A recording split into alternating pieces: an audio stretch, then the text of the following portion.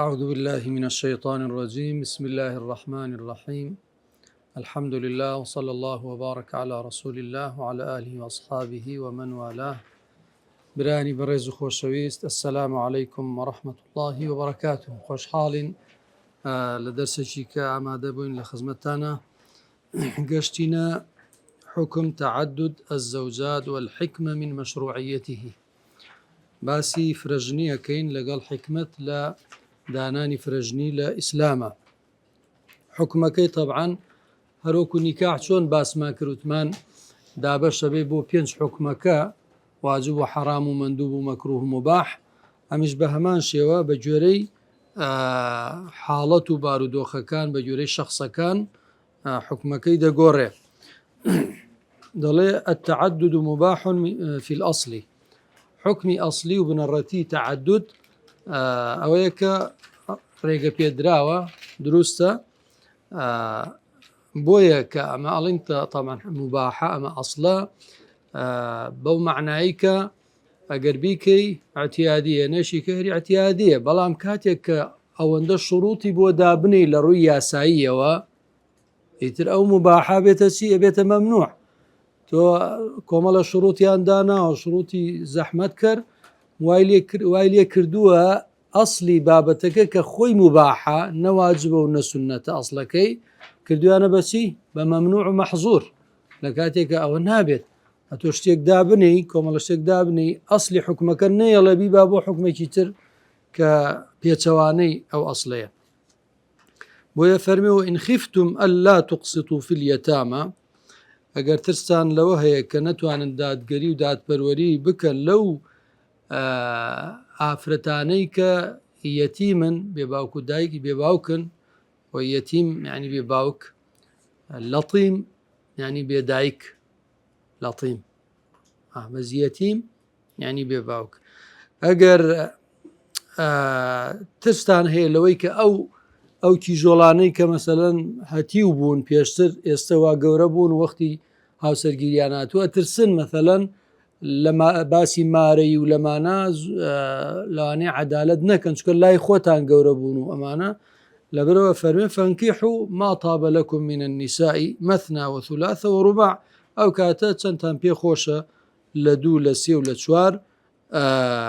بيان هينن لعفرتان. طبعا ليرى مثنى وثلاثة ورباع عندك جمعيكا مثلا دوسي او حوتشاريش مثلا او هاكوية كاتوا اما غلطة طبعا اسلوبي زماني عربي مثنى وثلاث ورباع كونابيتو اثنين واثنين يا اثنين وثلاث كوابيتو بس مثنى وثلاث ورباع خماس وامانة كونابيتو اما اسلوبي عربي هاي ما بس هو مالت تا وندش بوت هي كاتا او كاتا نو انا نانا زياترك حوتو شوار حوتو شوار نا حوتو شوار يازدك وانيا راس ما طاط كواتا معنى آتك أويك إيوه حلال بوتان مباح بوتان أو عند مارب كان حتى طبعا أو نصك لشيء خوي ظاهرك باسي إباحة وحلال بوني نكاحة بلام نصك نص ما ظاهر من هي طبعا مراتبي واضح الدلالة ظاهرة نص مفسرة محكمة على كيتي كقبول النسخ ليقدانه وأمانة ناكا ظاهرة كي أو بو إباحة نكاحة بس نص كي بوشي بو ريقرتنا لزيات اللتشوار إنسان بتواني بيني أو النص كبو أو هاتو أخوي تحديدي سنوري تعدد بكات أو بنسبة حكمي أصلك وكوتمان مباحة. التعدد المندوب هندي جار تعدد أبي تشتيكي مندوب يعني سنة يا بانك بولا كراو داوا كراو كي أما إذا كان الرجل بحاجة لزوجة أخرى أجر بيوستي بهاوسري كي ترهبو بيوستيتي أبي بيهني ناسارة كأن لا تعفه زوجة واحدة وكأبيك مثلا عندك هي طاقة وتوانايا لروي شهوة أمانو بهيزن وتنها بجنك اكتفاء ناكن أو كاتا أتواني يا بلين باشتر وابي كاتا دو أو كانت زوجته الأولى مريضة يعني جني يكمي نخوشة كجني يكمي نخوش به يتر أو كاتا بيويسي بسي أبيد بجنشي كأبيد بويكا توشي جناح نبي توشي تاوان نبي أو عقيما يعني جنكي نزوكا يعني من دالي نابت وهو يرغب بالولد أو بياوش حزي لمندالة آخر مثلا أجنكي من دالي نبيو بياوكش بخوي هر حزي لمندالني على كل زاد بان نبيت سو مشكلة أو كاتا نابت مندو طالما أجر حزي ليبك منالي هبه وغلب على ظنه أن يقدر على العدل بينهما وبالزاني كأتواني عدالة بكالا نيوانيانا أو كاتا سنة دوايا بيهنت أمش حالتي دوهم حالتي سيهم التعدد المكروه تعدد يكمان هي مكروهة وذلك إذا كان التعدد لغير حاجة تعددك بوتي بو بيوسي نبت إس بيوسي بتعدد نية بلام وإنما لزيادة التنعم والترفيه بو زياتر يعني حزو آواتي خوي واي بيخوشة بو زياتر تنعم لذت ورقرتن وتشيج ورقرتن أو لو حالتا مكروه باش نية چونك مسؤولياتي تيدايا چونك أركي زياتر أبي هم لروي دارائية وهم لروي معنوياته وهم لروي عدالة لمعنوي شو أو شتانيتر كواتا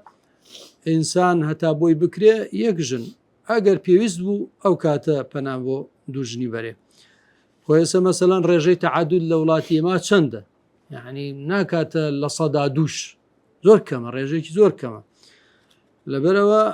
أو هلاي لسر دروز بو بو شوازني هر خلق بخوي اعتيادي هر كم وايا مثلا جنيدوهم بهنه وشك في قدرته على إقامة العدل بين زوجاته وأجر هاتو قماني هبو لوي بتواني دادگەری بکا لە نێوان ژنەکانیانە ئەگەر مەسەلەن گومانی هەبوو لەولاشەوە حاجەی نییە پێویستی پێی نییە ئەو کاتە باشتر وایە نەیهێنێ ئەگەر بیهێنێ مەکروهە کەراهەتی کردووە وەکو حەدیسەکە ئەفەرمێ دع ما يريبك إلى ما لا يريبك ئەوەی کە ئەتخاتە ڕێیب و گومانەوە وازی لێ بێنە بۆ ئەو شتەی کە ناتخاتە گومانەوە یعنی تۆ ئەگەر بتخاتە گومانی ئەوەی کە نەتوانی دادگەری بکەی ئەو وازی لێ بێنە یان مەسەلەن ئەزانی پێویستت پێی نییە ئەو وازی لێ بێنە چوارەم التعدد المحرم تعددی محرمش كاتيكك وذلك إذا غلب على ظنه أجر يعني الظني غالبي هبو الظني زوري هبو كسي كناتواني عدالتك أو تأكد يعني يقيني هبو ظني غالبي هبو يعني يقيني هبو كأنه لا يستطيع أن يعدل بينهن ناتواني داد قريب كالنيواني هاو سركاني لبرشي ناتواني إما لفقره لبروي هجار وندارة أو لضعفه يا لبروي خوي لاوازة أو لعدم الوثوق من نفسه في الميل والحيفيان لبروي ضلنياني يا خوي بتواني خوي كنترول كا ميل نكا بولا يشيشانو أيترياني إهمال كا مثلا كسيكا بونمونا زور ملتزمني بدينه وزور كاري لسر خوي نكردو وكو تربية وتزكية ومانا بويا ترسي بلايكا بيشكنيتوا همو اتجاه اهتمامي بدا بيشي كانوا ايتيان اهمالكا بويا حديثك فرميسي لا ضرر ولا ضرار يعني شي لا ضرر ولا ضرار لا ضرر ولا ضرار لا ضرر يعني لا تبدأوا بالضرر هلا سرتاوا زيان بكز ما جينا لا تبدأوا بالضرر ولا ضرار لا تقابل الضرر بالضرر لبرامبر زرر وزرر مدن لبرامبر مثلا كسي ونمونا شخط بساركي توهايني تجبري شخط بساركي اوابيني مثلا یا کەسێ مەسەلەن ئەچێ مەزرعی کەسێکە سووتێنێ ئەژڕاهی ئەو بسووتێنێ مەسەن ئەوە مقابلەی زەرەر بە زەرەر ئەوە نابێت کە ئەو کارەکەی کرد ئەتوانی داوای تەعویزی لێ بکەی حەقی خۆتە مافی خۆتە بەڵام تۆ بچی ئەوە بکەی کە ئەو کردوێتی ئەوە نابێت کەواتە لا ضەرەرە ینی لە سەرەتا زەرەر لە کەس مەدەن ولا ضیرار لە مقابلی زەرەر مەدەن لە بەرامبەر کەواتە لێرە ینی زەرەر ئەبێ هین بگەوەکو لە هینی تریش هاتووە لە قاعدەی فقهیە الضەرەر یوزال ئەبێ لا ببرێ ئەگەر واقع بوو ئەبێ لا ببرێ و لە سەرەتاشەوە ئینسان نابێ هەوڵی زەرەری بەرامبەر بدات خی گەورە ئەفەرمێ فەئین خفتم ئەلا تعدیلوا ئەگەر ترستان هەبوو لەوەی کە هەر مجەڕەد ترسێک هەبوو لەوەی کە نەتوان عەدالەت بکەن طبعا عەدالەتیش دواتریش باسیەکەین عەدالەتەکە مستحیل نییە چونکە ئەگەر مستحیل بووە خی گەورە نەیەکردە شەرت وانە دیارە ممکنە ئەکری عەدالەت بکرێ ڕاستە هەموو پیاوە ناتوانێت عەدالەتکە بەس بەو معناش نییە هیچ پیاوێکیش ناتوانێت عەدالەتکە لەبەرەوە مادام خوادای ناوەکو مەرجەک دەکرێ بکرێ و ممکنە فواحیدە ئەگەر نەتانتوانی عەدالەتکەنەوە با یەکدانە بهێنن ئەو ما مەلەکەت ئەیمانکم ذلك ئەدنا ئەلا تەعولوا ما مەلەکەت ئەیمانکم کاتی خۆی جەواری هەبووە ئەوە ذلك ئەدنا ئەلا تەعولوا ئەوە باشترە یا نزیکترە ئەدنانی نزیکترە بەوەی کە ئەلا تەعولوا ینی ئەلا تەجوروا ینی زوڵم نەکەن ستەم نەکەن باشە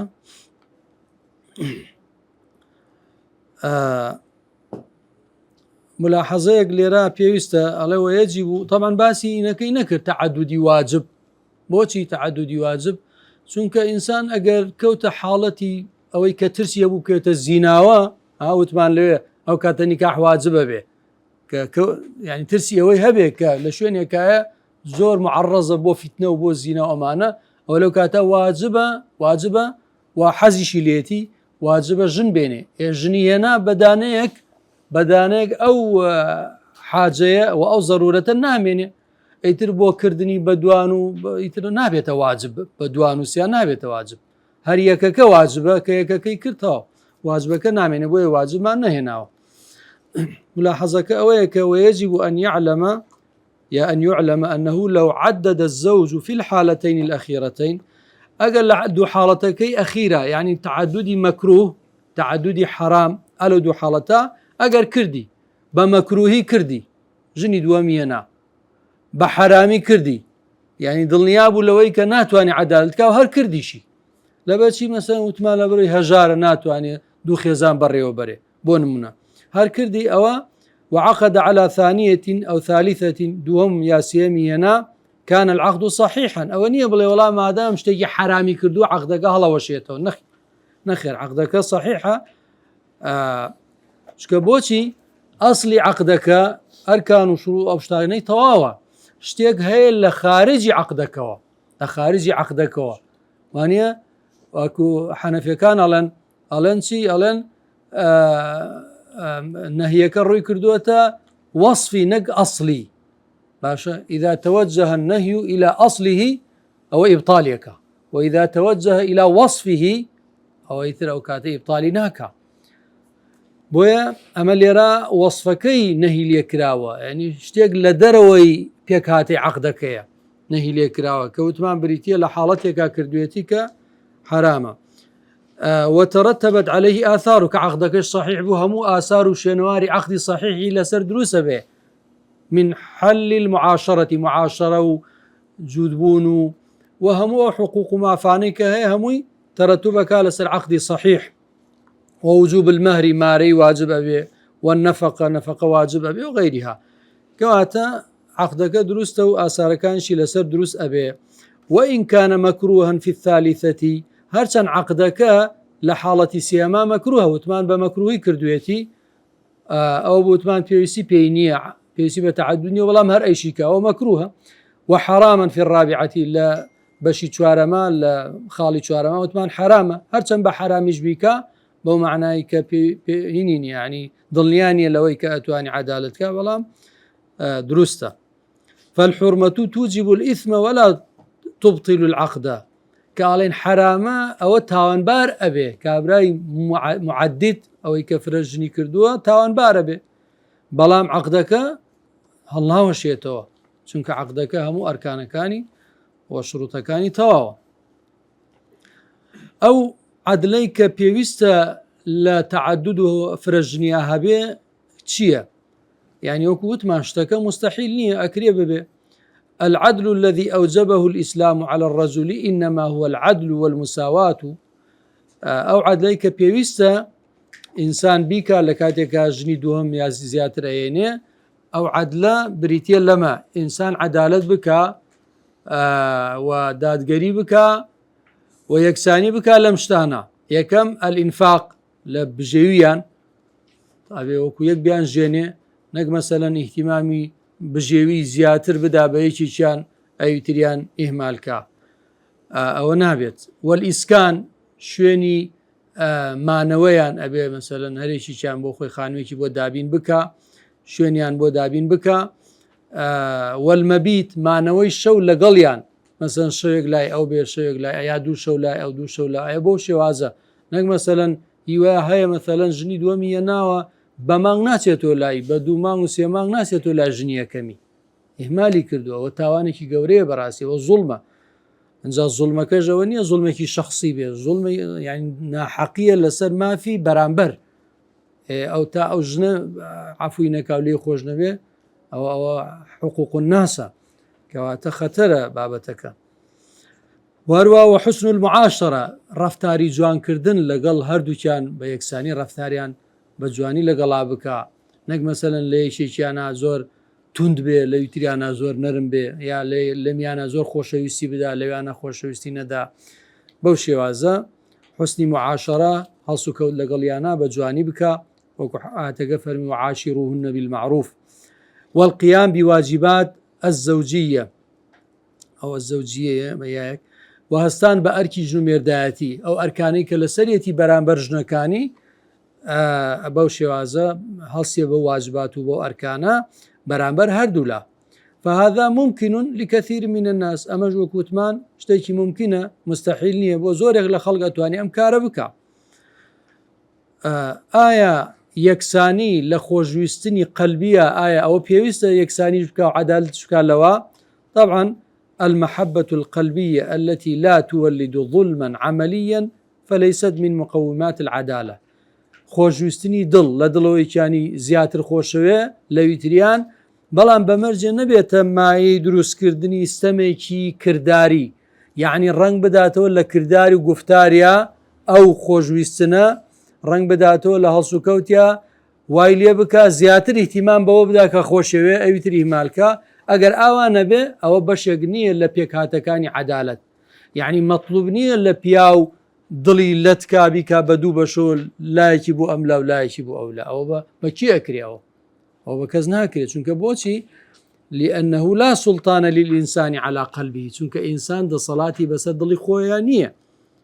ئینسان دەسەڵاتی بەسەر دڵی خۆیان نییە. ولن تستطيعوا أن تعدلوا بين النساء ولو حرصتم. ئێوە ناتوانن عەدالەت بکەن لە نێوانی خێزانەکانتانە هەرچەند پێداگر بن هەرچەند زۆریش حەز بکەن باشە پەرۆش بن بۆی ئێوە ناتوان. ئەم عەدالەتە باسی چییە؟ باسی مەیلی قەلبیە. ئەفەرمێ ئێوە مەهماکان هیوا هەیە زۆر متەقیە زۆر ساڵحاڵێ بەخوا با من بە هەموو نەوعی عەدالەت بکەم حتى لە ڕووی مەحەبەتەوە لە ڕووی خۆشویستنەوە هەوڵ بدەم باچی بکەم با عەدالەت بکەم بەڵام ئەتوانێ لە ڕووی دڵەوە قەلبی و ناتوانێ. خوا فەرمی وەلەن تەستەتیعوا ناتوانێت نە ئێستا و نە داهاتوش لە نەکە بۆ نەفی تەئبیدە کەواتە ئەوەی کە خراپە لە مەیلی قەلبیە چییە؟ عەمەلەکەیە نەک مەیلی قەلبیەکە. ولو حرصتم فلا تميلوا كل الميل فلا تميلوا كل الميل مەیلی تەواو ڕوومەکەنە یەکێکیان و ئەویتریان ئیهمالکەن فتەذەروها کەلمعەلەقە ئەویتریان وەکو معەلەقەی لێکەن ئاوێزان کراوە بۆ ئاسمانە لا متەزەویجە وەلا مطەلەقە نە ئەوەیە ژنی بێ و هەموو ئەرکومافەکانی بۆ جێبەجێکان نە ئەوەیە تەلاقی باو بچێ بڕا بەڕێی خۆی و مێردێکی کە بکە و ئاسوودە بێ. ئەوە ئەو ئافرەتە زوڵمێکی گەورەی لێ ئەکری ئاوها کەواتە ئەم ئاەتەکە زۆر جار عیلمانیەکان ئەیکەنە بەڵگە لەسەرەوەی تعدد ممکن عدل لە تعددا ممکن نییە مستحيل أو تخوا فرمي وخمزار آياتين يعني ولن تستطيعوا أن تعدلوا بين النساء ولو حرصتم تأر أي خيرنو يتدواكي ناخيرنو وقول لا تقربوا الصلاة لا تقربوا الصلاة ماشا يعني وتبتل إليه تبتيلا أعتقد هاي ناخيرنو واصبر على ما يقولون أبي أوج بخيرنتو زاواني كالن مثلا قتال فرز وأمانة شنك أخوة فرمي وتبتل إليه تبتيلا أخذ توزور أخواره واصبر على ما يقولون وزارة سردمي چییە سردمي دعوة وبانقوازة وبوشيوازة ما بستم أو آياتنا نيوي بخوينتو نيوي بجي بيالي أما براسي تعامل كردني تجزئة كردني آياتكاني خواب بمشيوازة شتيكي زور خرافة الذين جعلوا القرآن عظين يعني چی يعني بش يعني كرد بشي يشي بيكن بشكي تري وازلين بشكي أملا مثلا بيرويليا كان أيوتر بيرويليا ناكن كواتا أما باسي ميلي قلبي بو بيغمري خواه لفرموديه كعينا لدواء أوي كباسي لدواء أوي عدالتي ظاهرية كالدابش كردني شو لسر خيزانة كاني ومعاملة كردني جوان لقل هميان أي فرموتي اللهم هذا قسمي قسميني قسم قسمي يعني دابش كردني منها فيما أملك لو لدى صلاة تواناي من داية فلا تلمني فيما تملك ولا أملك سرزنشت مكة سزام مدى لسرشتك لدى صلاتي تواي ولدى صلاتي من دانية يعني شي من الحب وميل القلب أو لدى صلاتي خوايا مثلا كليان برسي فرمي عائشة خوش ويسترى لهمو آفرتكاني ترني شاردوا أم خوش ويستنا دا صلاتي كسيتيانية حكمة شيء لمشروعية تعدد طبعا هر ياساك خواي قورة دريكام إسلام داير ريجيب بقمان كوملك حكمة فلسفة يدايا هيشتك خواي قورة بحكمة دايناني زائما بيزانين يا نيزانين هندك الرنقة بزانين بشي زورينيش الرنقة نزانين أو عندك بو إيما دركوتوا بتيقشني أهل علم وأمانة كومالة هني هي كومالة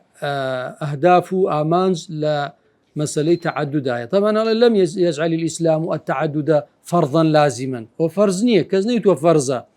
كزنيت حتى أصلكي سنة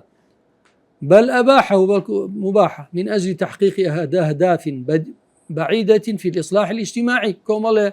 أهداف وآمانز لبوتشاك سازي كومالاتي وإليك بعض هذه الحكم كما لو حكمتان باسكين يكم لوانا حماية لمن لا تعفهم زوجة واحدة من الوقوع في الفواحش وكو باسمان كرد باراستني كسيك اكتفاء ناكا بتنها وسريك چونك شهوتي زورة ناشتواني طبعا متقي صالحا ناتواني براكاري خرابكا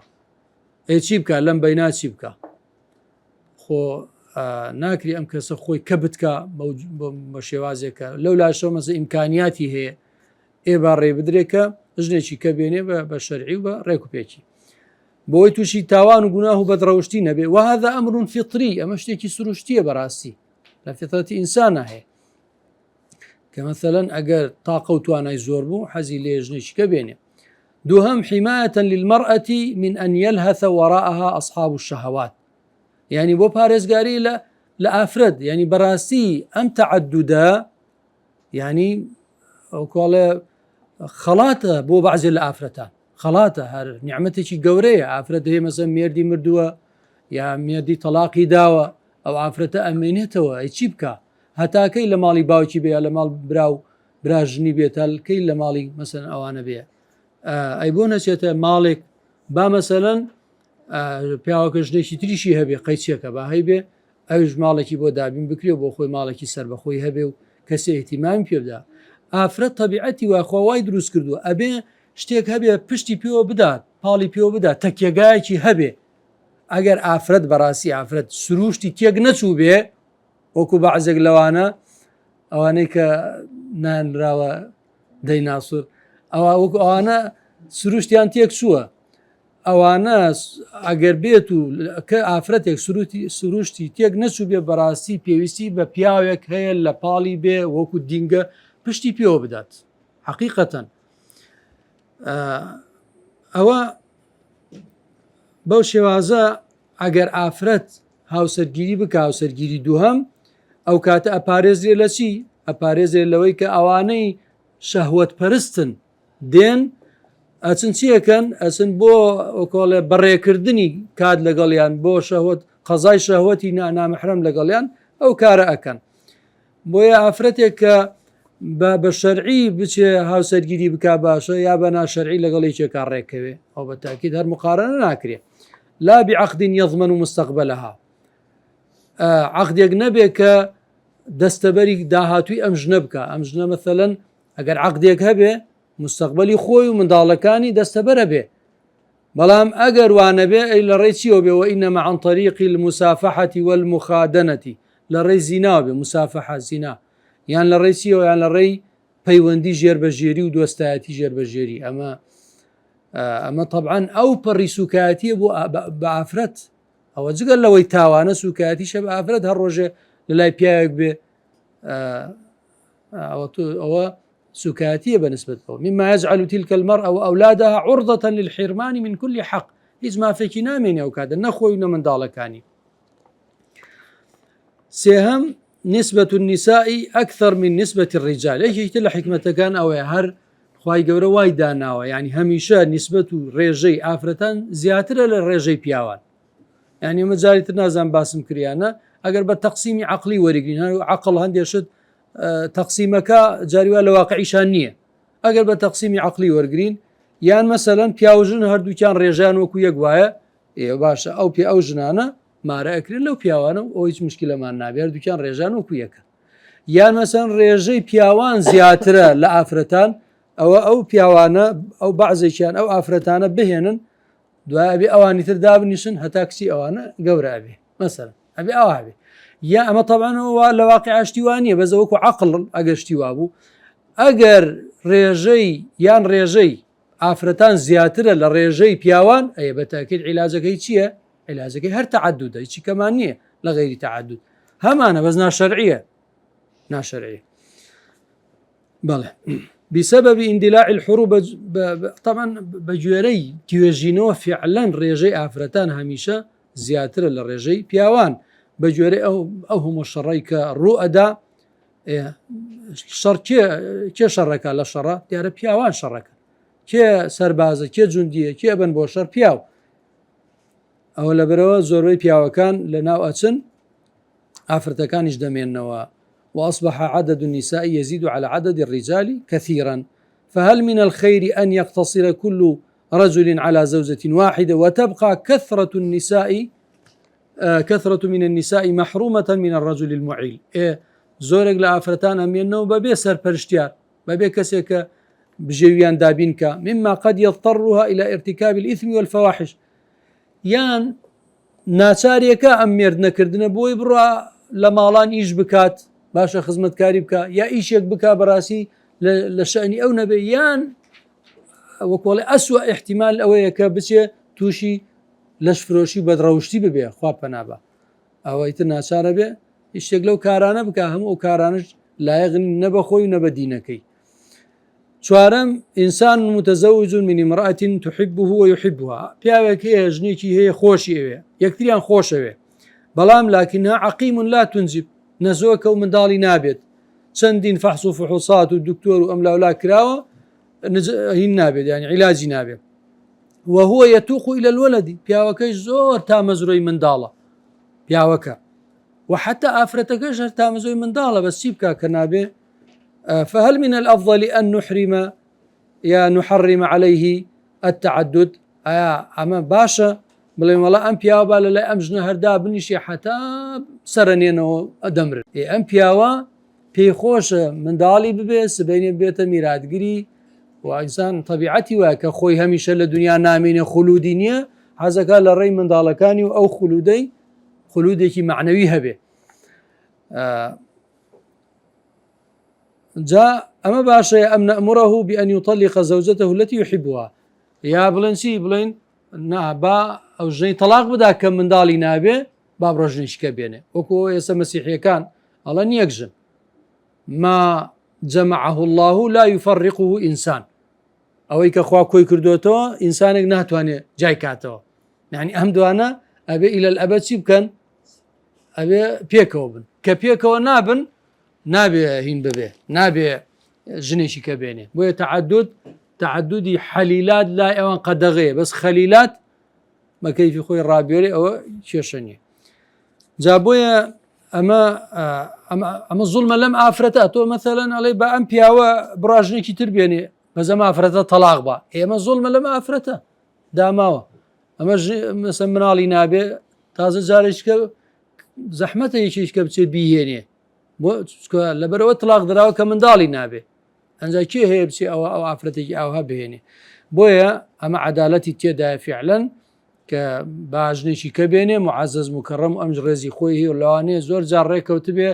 منداڵی ژنی دووهەم کێ بەخێوی کردووە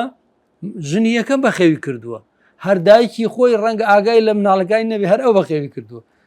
وا هەیە شتی وا بینیمانە طبعا ئەمە وتمان لەگەڵ ئەوە کە ژنی دووەم کۆمەڵە مەرج و شەڕتی هەیە کە لەوانە کە نابێ زوڵم کابێ عەدالەت بکە پێنجەم إن الشعوب التي حرمت تعدد الزوجات وقعت بما هو أشد خطرا وأكثر ضررا من ضرر التعدد المزعوم لقد كثر فيهم الفساد أو قالونته آينانيك تعددیان حرام کردووە کەوتونەتە ناو مەرگەساتێکی خراپتر مەترسیەکی خراپتر و زەرەرێکی خراپتر لە زەرەری تعدد ئێمە ناڵێن تعدد فعلەن هیچ هینێکی نییە هیچ وەکو بڵێ زیان و ناخۆشیەکی نییە فعلەن بۆ ئافرەتی یەکەم کە ژنی بەسەرادێ چییە ناخۆشە وانە ناخۆشە بەس ئێمە کە ئەڵێن تعدد بۆیە دانراوە لەبەر ئەوەی کە مەساڵحی تر گەورەتر هەیە لەبەر خاتری ئەم مەفاسیدە وردانە خۆ ناکری ئەو مەساڵحە گەورانە بفەوتێنین ئێمە چیمان کردووە مەسلحەتێکی مەفسەدەیەکی خراپمان لاداوە بۆی تحقیقی یا تەحملی مەفسەدەیەکی بچووکمان کردو بۆی مەسلحەتێکی گەورە ڕوو بدات ئەوە لەبەر ئەوەیە ئەگەر نابڵێن وڵات تعدد هەر هەمووی هەر باشەیە و خێرە و چاکە نابای خۆیشی زەرەر و ناخۆشی هەر تێدایە بەڵام ئێمە ئەڵێن چی ئەڵێن قازانجەکەی مەسلحەتەکەی گەورەترە ئەوانە کە منعیان کردووە فەساتیا بڵاوی کردووە خیاناتی زەوجی زۆرە مخادەناتی سری ژێربەژێری پەیوەندی سری نهێنی مما يجعل عقلاءهم يصرخون يا يصرخون مطالبين بتشريع يحل التعدد يعني عقلكان يعني بيرمندكان يعني داوان كروتيانا كاكا علاجی ئەم فەسادەی لە کۆمەلگا ئێمە خەریکە کۆمەلگا بە یەکجاری لەناوە با علاج و چارەسەرەکەی تەنها ئەوەیە کە تعدد حەڵال بکرێ هەیانە عاقڵیان هەیە بیرمەندیان هەیە ئەو قسانە ئەکا حتا نەک لە مەسەلەی زەواج لە مەسەلەی حتا ڕیبا هیوان هەیە داوای کردووە جایزەی نۆبڵی وەرگرتووە وتوێتی کاکە عیلاجی کێشەی ئابووری ئێمە بەس یەک عیلاجی هەیە فائیدە بهێنە سفر هەر ئەوەیە کە ئیسلام داوایە فائیدە هێنا سفریان یعنی ڕیبا نەبێ بەڵێ كواتا أما ويقضي على تلك المفاسد المدمرة لحياتهم الاجتماعية تعددك علاجك وأو فساد وقندل وخراب وبدروشتي كخريكة جاني كومالاتيان ليك بيك زاليتيك دا ويرانيك أو خراب كاريانا هيشي نايله تعدد نايله تنبيه كمان هي إن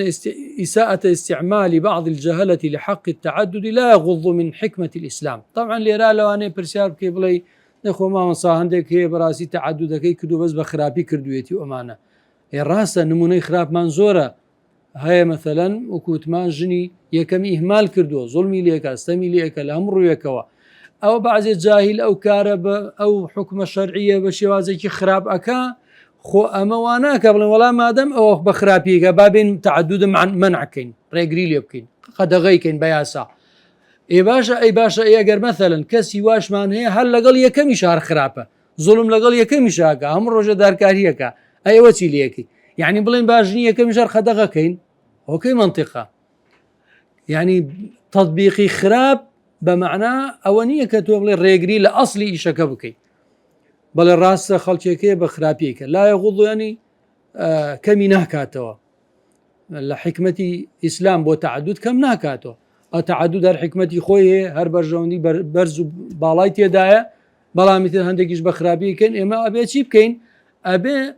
نەسیحەتیان بکەین ئامۆژگاریان بکەین بیان ترسێنین بەوەی کە ڕۆژی قیامەت بەڕاستی بە خواری دەی بەلاری دەی زوڵم مستەمێکی گەورەیە و ئاواکەی ئەبێ هەر نەسیحەت بکەین وەکو چۆن نەسیحەتی ئەو کەسەیەکەین کە لەگەڵ ژنی یەکەمیە خراپە بە هەماشی و لەگەڵ ژنی دووەم ئەوانەی کە خراپە بەو شێوازە بەڵێ ولا يحمله تبعة سفاهة أولئك الجاهلين يعني ئیسلام بەرپرسیارەتی نەفامی ئەو نەفامانە دوو لە ڕوتان هەڵناگرێ ئەوە وەکو چۆن مەثەڵەن ئیسلام هەموو جارە ئەڵێن کاکە ئیسلام بەرپرسیار نییە لە کار و کردەوەی مسلمان هەیە بە خراپی دینەکە ئەگەیەنێ بە ئوسلوبی ناشرین بە ڕەفتاری خراپ ئیسلام لێ بەرپرسیار نییە کابرا بۆ خۆی بۆتە بەڵا مصیبەت بۆ خێزانەکەی بۆ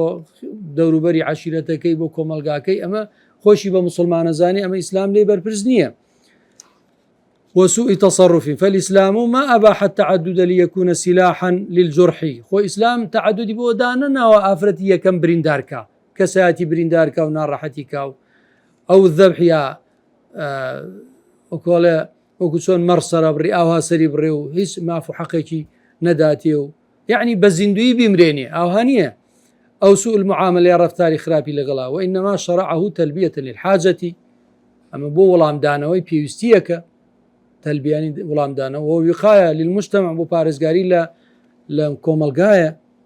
بارزقاري لا شي لا بدروشتي لا خرابكاري وثمان أوانيك للرجع مثلا خرابكاري زور هي أويك تعدد يعني نهشتي بلام لولا برلايان درجاي برلايان كردوتها ورعاية للأفراد وبو بارزقاري بو تاككاني كومالغا كمثلا هي حزي لجني دوهما كطاقي زورة أقرنا أبي طاقي صرف كالا حرامة وقضاء على الرذيلة وبو يكزاري ريشة كان كردني خرابكاري وبدروشتي لنا كومالغا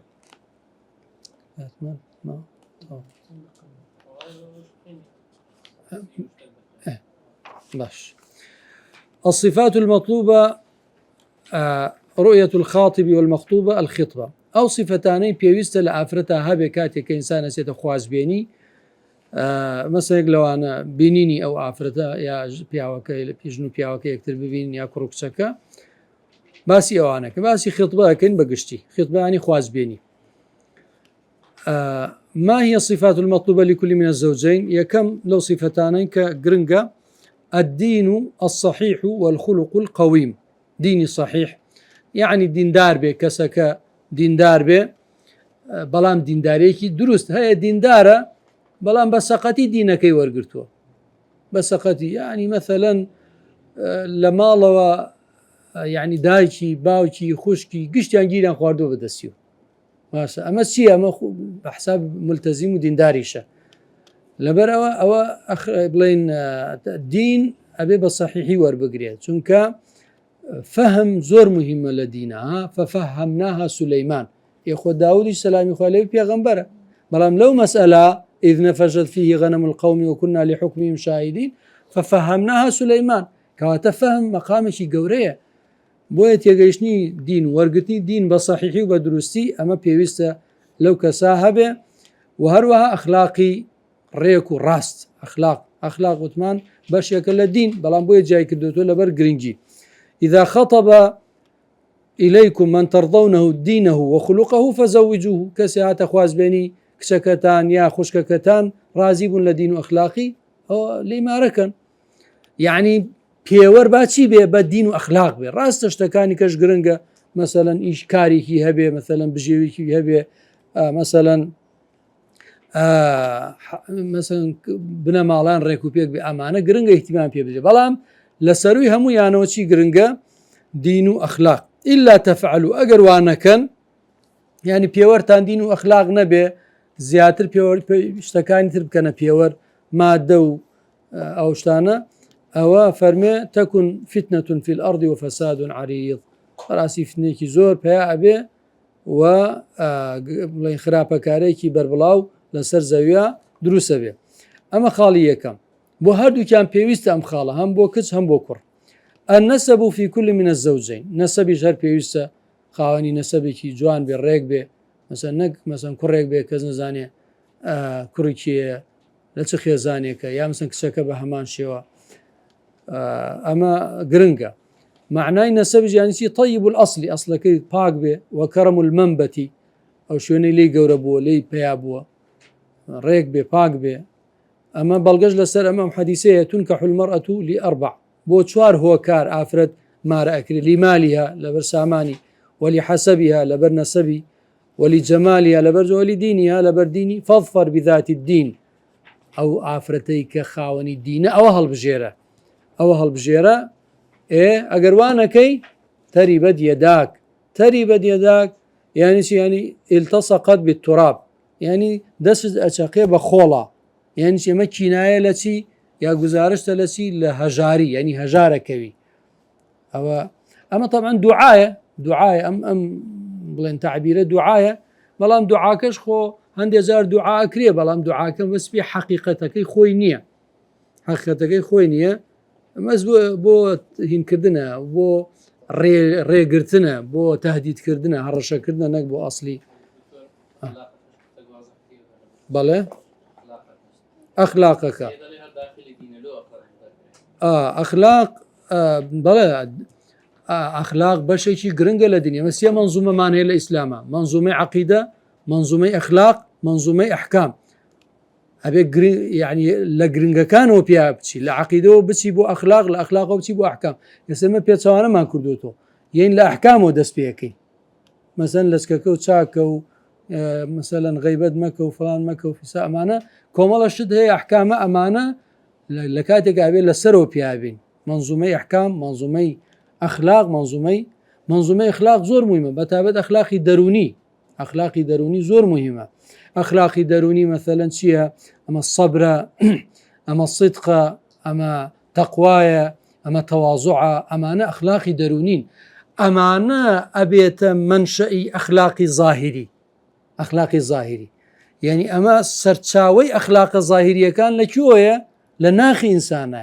ناخی ئینسانیش ئەبێ ئەخلاقە دەرونیەکان تێیدا گەشەی پێ بدرێ هەتا ئەبێتە خەسڵەتێکی داچەقی و ڕاسخ ئەمە پێوتێت تەزکیە لە ئیسلامە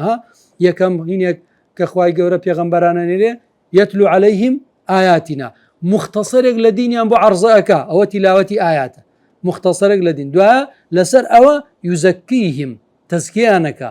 یعنی ئەو خوڕەوشتە دەرونیە کە لە ناو دەرونیانە وەکو تۆیەکی بچووک هەیە گەشەیان پێ ئەدا تەزگیانی گەشە پێدان گەشەیان پێ ئەدا هەتا ئەوکو ئەبێتە خەسڵەت و خوڕەوشتێکی داچەقیوی جێگیر لە دەروونە بە تعبیری عەرەبی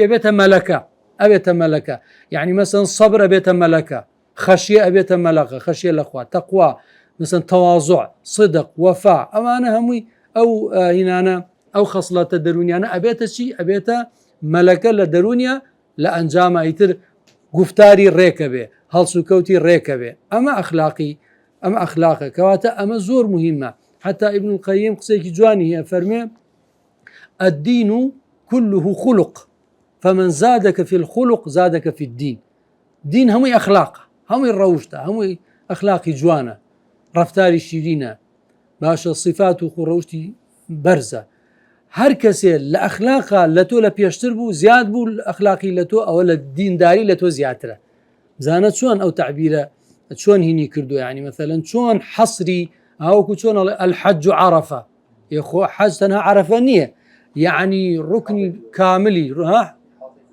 ڕوکنی کاملی یعنی ڕوکنە گەورەکەی باشە لێرەش ئەفەرمی الدین و الخلق کەواتە گرنگە احتیمام بە ئەخلاق و ڕەوشت و ئەمانە ئەمەش بە چیە ئەزانرێ ئەم کەسە مەثەلەن لە مەسەن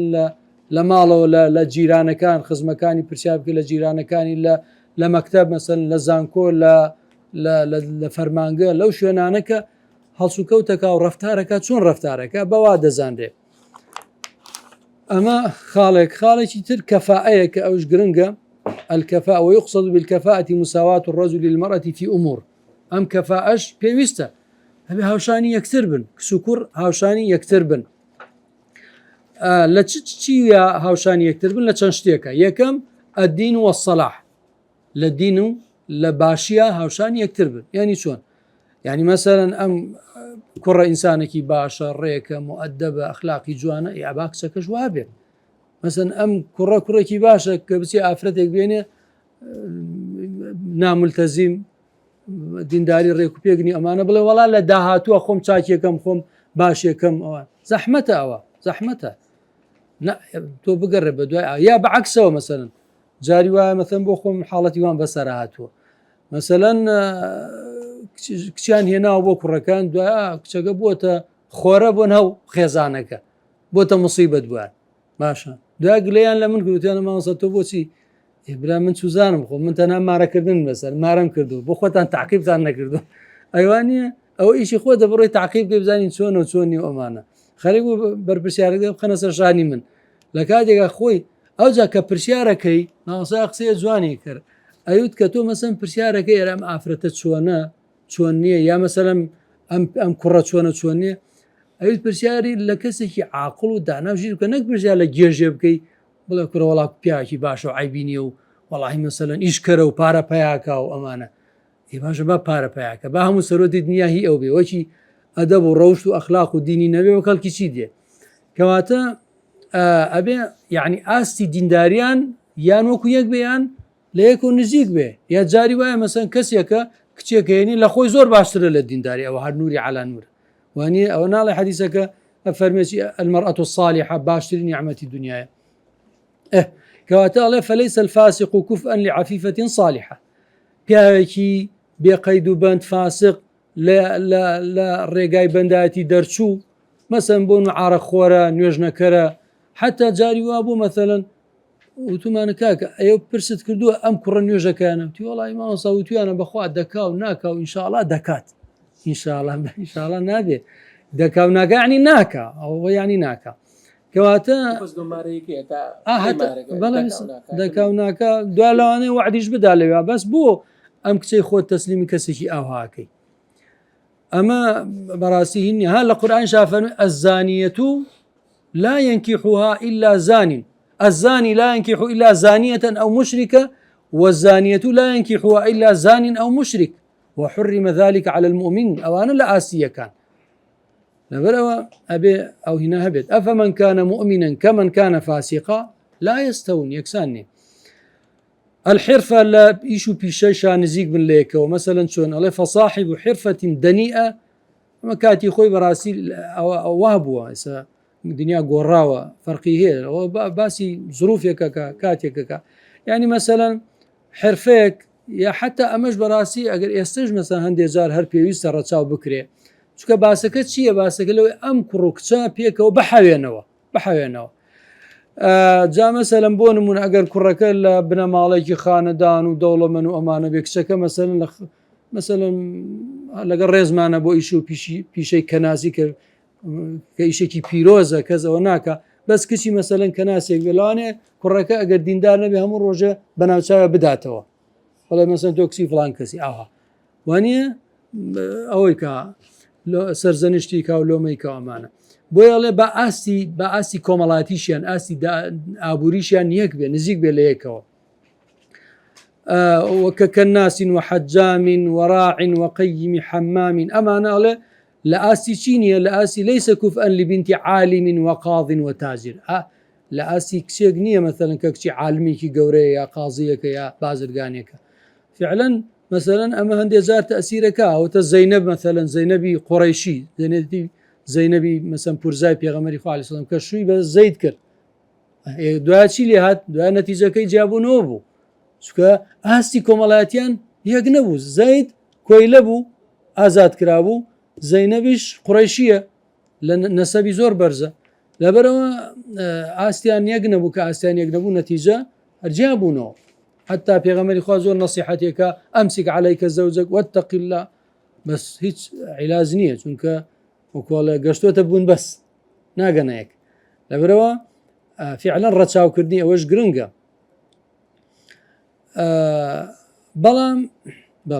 بەڵام باسی ئەوەشەکەین خۆ ئەمە خواجب نییە ئەمە بکری ئەڵێ باش وایە مۆکو بڵێ هینکردنە ینی ئێرشادکردنە ڕێنوێنیکردن ئەم کارە بکرێت خاڵێکی کە السلامة من العيوب عيب النقصاني تێدا نەبێ هیچ کامیان مثلا نەکوڕەکە نەکچەکە فمن به جنون أو برص ليس كفءا للسليمة منها یا مثلا یەکیان شێت بێ یا پەڵەگی هەبێ نەخۆشی پەڵەگی ئەمانە ئەمە کوفء نییە بۆ کەسێکە وان نەبێ حتا پێغەمبەری خوا ئافرەتێکی مارە کرد فەرمێ ڕەئا بکەشحیها بەیاضا لەلاکە لێرەی لە تەنیشتی بینێکی بینی سپایەتێکی بینی فەرمووی ئیلحەقی بئەهلیکی بڕۆ ماڵی باوکت دوایشە فەرمی دەلەستم عەلەیە ئێوە فێڵتان کرد تۆ کە ئەزانی کە ئەمە نەخۆشینەی هەیە ئەبێ بیڵێ نابێ بیشاریتەوە ئەو خیانەتە بەڕاستی کە مەسەلەن بۆ منە باوکو داکی ئەزان ئەم کچیان عەقلی تەواو نییە سەرشێتە مەثەڵەن باشە یا فڵان نەخۆشینی هەیە بێ باسی کا بیڵێ چۆن کابرا تەشبیه نەبێ کە سیارەیەکە فرۆشێ کۆمەڵ عیبی تێدا بێ باسی کا ئەگەر نەخیانەتە گوناهە لەبەرەوە دوایشا کە مەثەڵەن ئەگەر ئەو صفەتەی تیا بینی بەن لە دوخول ئەوەی بینی ئەوە هیچیان ناکەوێت ئەو بنەماڵە هیچیان ناکەوێت هیچ حەقیقیان نییە بەر لە دوخول بە تاوان دوخول هەبێ ئەوە هیچ بەڵام دوخول نەبێ پێش دوخول ئەوە بیگەڕێنەوە بۆیان هیچیان ناکەوێت بەڵە پیاوەکە عیبدار بێ بەڵێ ئەوش جا ئەبنەوە ئەوە لە مەزهەبی شافعی ئەڵێ پیاوەکەش عیبدار بێ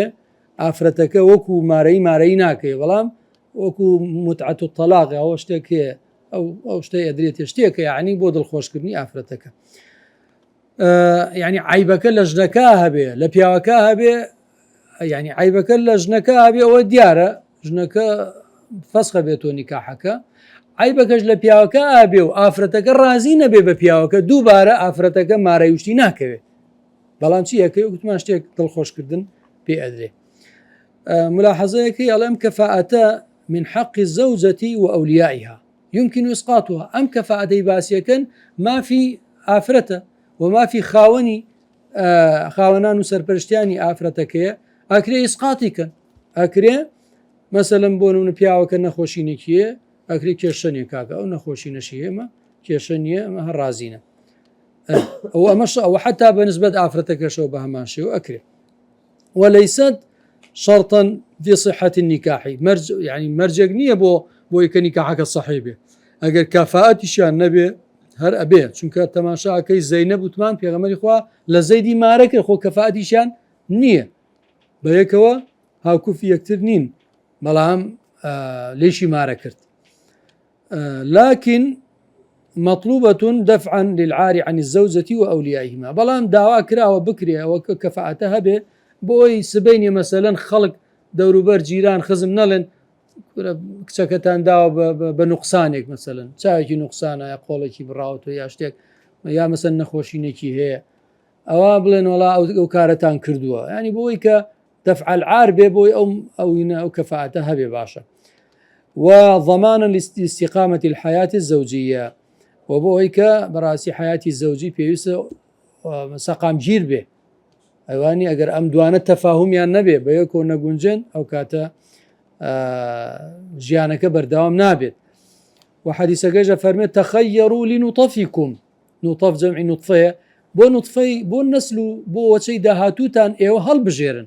ئافرەتێک هەڵبژێرن کە بێتە دایکی منداڵەکانتان سبەینێ منداڵەکانتان بەباشی بەخێوکە وأنكحوا الأكفاء أكفاء جمع چییە جمعی کوفئە ما يخونوا أكفاء جمع كفيفة كفيف يعني نابينا أكفاء جمع كفيفة نابينا بس أكفاء جمع كفأة يعني هاوشان باشا أو أنكحوا الأكفاء وأوانيك كفءا وأنكحوني وانكحوا الأكفاء وأفرتاني كفء إخوتان بيان هينا بيان خوازن وأنكحوا إليهم وهروها ئەوانش کە مەسەلەن پیاوی کوفئەن ژنیان بدەنێ و کچیان بدەنێ کەواتە ئەمە پێویستە بەڵام واجبیش نییە ئەمە بکرێ و مەرجیش نییە ئەمە بکرێ